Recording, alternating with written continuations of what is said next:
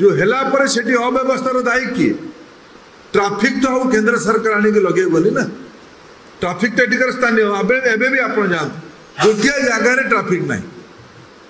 traffic तो किए जड़े बाबू आसे सब नेता मैंने ट्राफिक काम कर रास्तार किए ट्राफिक जगह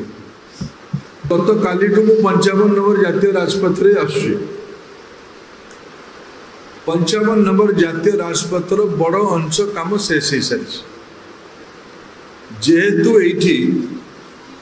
गोटे कंट्राक्टर दिवालिया कंट्राक्टर हाबुड़े प्रथम काम पड़ा द्वितीय थर आउ कंट्राक्टर मान को आलोकेशन कर काम आपण भी अनुभव कर शेष हवा आड़ को जाऊँगी ये शीघ्र शीघ्र NSI तरफ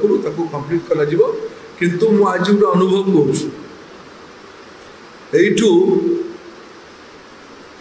शासक दल तरफ बारंबार ये अंचल जातीय राजपथ 55 कथा उठा जाऊँ मु आज अनुगुल टाटा प्लांट पर्यंत आसिली बनपाल छक देख से रास्ता ठीक अच्छे जो बहुत खराब अवस्था थिला ताकू प्रताप बाबू आम केते टंका व्यवस्था करथिले मझी रास्ता 57 कोटी टंका व्यय बराद से रास्ता जदि राज्य सरकार बनवा कि केंद्र सरकार बनाऊँ लाइट भी लगे दो ये रास्ता जो एक्सीडेंट मूल कारण है जे इटी ट्रैफिक नियंत्रण नहीं मु अनुकूल पीटीसी छकरू टाटा प्लांट पर्यटन आसिली रास्ता ठीक अच्छे शह शह गाड़ी ठिया ट्रैफिक किसी नहीं रास्ता एपटे किए जाऊँगी डाण पटे किए जाऊँगी बाँ पटे किए जाऊँगी कि आड़ी कर ठिया जाऊँगी गोटे सामान्य कॉन्स्टेबल जड़े भी नियंत्रण करने ना केवल रास्ता तामाने ओडिशा रे जेतिकी दुर्घटना हो केवल जातीय राजपथ 15-55 हो ये प्रकार समीक्षा नहीं उचित कि नहीं आप विवेक करेंगे मु आज दिन 10टार मु बाहरली